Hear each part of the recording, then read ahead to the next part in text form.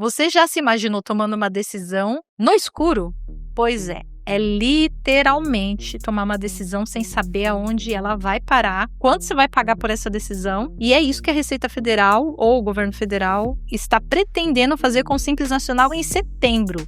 Então, para tudo e escuta. Esse vídeo é curto, mas ele é para você. Empresários do Simples Nacional, nós temos uma missão praticamente impossível no mês de setembro, que é a opção do regime híbrido do Simples Nacional ou o regime normal. O que é o regime híbrido, para você que chegou agora aqui no canal? Nós já temos uma explicação sobre o regime híbrido especificamente e como ele vai funcionar. Então tem de maneira detalhada aqui no canal que a gente vai deixar aqui para você selecionar. Antes da gente adentrar aqui na nossa conversa, gente, não tem regime certo, não tem resposta certa.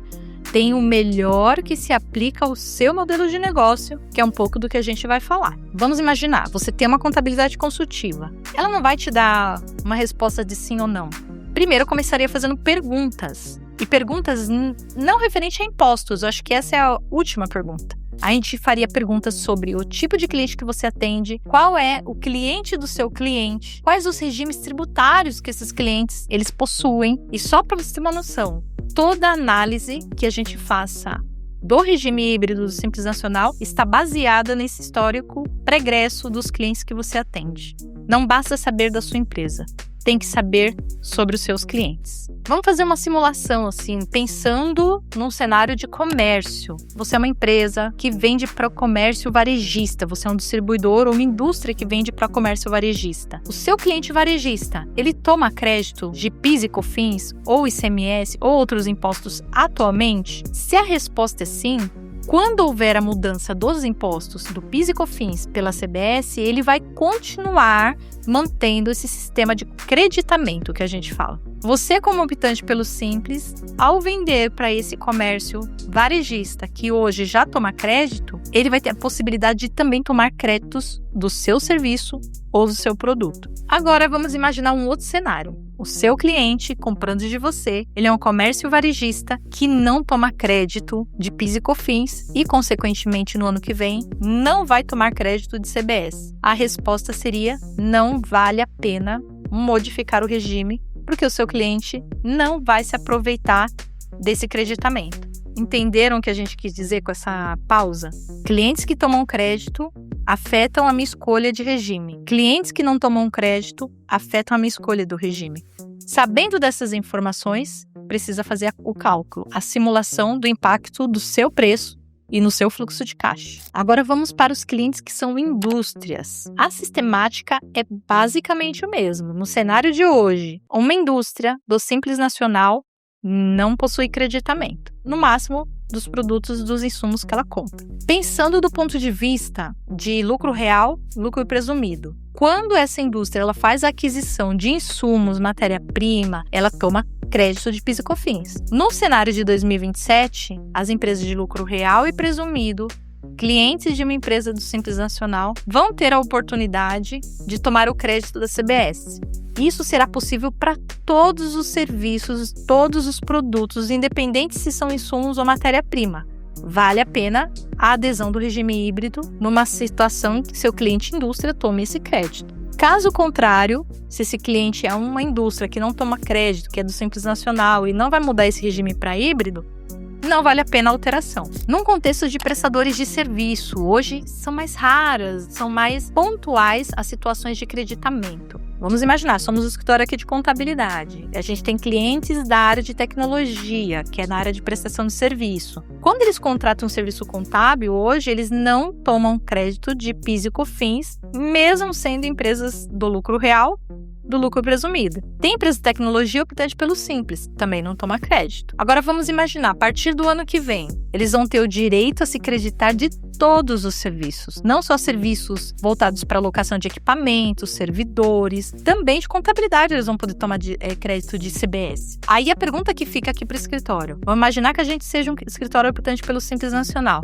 Esse meu cliente, ele vai tomar crédito de CBS no ano que vem. Minha conversa com ele é: eu vou adotar o regime híbrido para que você tenha direito a esse crédito. Lembrando, atualmente a alíquota é 8,9, mas em outubro desse ano que vai ser divulgada a alíquota oficial para o ano que vem. A conta, gente, ela precisa ser feita. para ela fechar, para ela não deixar um vestígio, uma margem negativa, um problema no seu fluxo de caixa, precisa ser feito conta. A adoção do seu regime vai depender da predominância do perfil de cliente da sua carteira. O impacto no preço vai ser para todos, porque uma vez que você fizer o recolhimento da IBS e CBS de maneira apartada ao DAS, você precisa considerar isso no seu preço.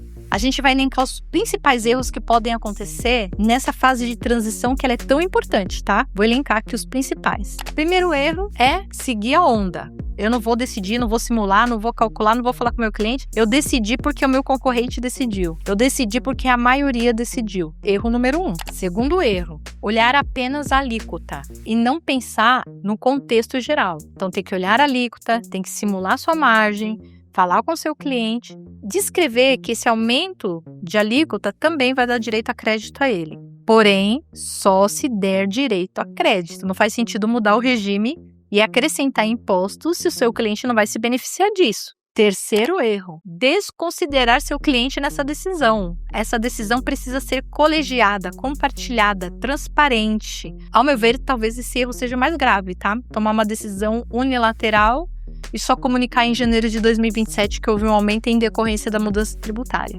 Quarto erro, esquecer do impacto no fluxo de caixa. Você vai ter um aumento de arrecadação e provavelmente uma diminuição de receita em função desse aumento. Precisa calcular, precisa ver o impacto. Quinto erro, esperar setembro para poder analisar isso e simular, ou então chegar nos 45 do segundo tempo e fazer uma opção totalmente errada porque não simulou, não deixa para a última hora. E aqui a gente vai deixar um checklist rapidinho para você poder fazer uma análise mais assertiva dentro da sua empresa e fazer a opção pelo melhor regime, hein? Quanto da sua receita vem de consumidor final ou de empresas que não tomariam crédito porque também vendem para consumidor final. Seus clientes aproveitam o crédito tributário? Como ficaria sua margem em todos esses cenários? Cenário 1, se mantendo no regime convencional. Cenário 2, mudando para o regime híbrido. Sua empresa está preparada e assessorada para recolher IBS e CBS? Como a sua decisão vai afetar o fluxo de caixa? E você já simulou mais de um cenário? Esse checklist é o que você precisa responder aqui. Fiz, não fiz,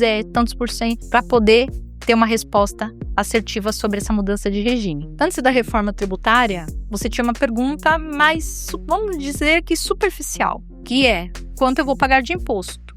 Você está na primeira camada. A partir da reforma tributária, tem uma segunda pergunta que ela começa a florescer. E esse comportamento, eu acho que ela vai permear os próximos 8 anos, que é como a minha empresa se torna mais competitiva diante desse cenário tributário. Impostos, tributos no Brasil, deixou de ser uma decisão tributária e ela invade as mesas de reunião e decisões estratégicas. Tem uma pergunta que a gente sempre recebe e a gente adora responder, que é qual regime você recomenda? E por que a gente adora receber essa pergunta? Porque antes de apresentar o cálculo, a gente já sabe quem o nosso cliente atende, se ele atende pessoa jurídica, se ele atende pessoa física e o regime tributário dos clientes dos nossos clientes. Então essa resposta pra gente é muito fácil e em toda reunião aparece. Então acho que quando a gente recebe essa pergunta, a gente tem uma grande oportunidade de exercer o lado consultivo da GSE, que vem de outras áreas, mas no tributário também é muito forte. Nós não recomendamos regimes, nós recomendamos as decisões baseadas nos números. E por isso, para a gente é um privilégio ter os nossos clientes fazendo essas perguntas, porque eles confiam nesses números, eles sabem que eles são verdadeiros e eles enxergam as empresas deles nesses números. Então, a GSE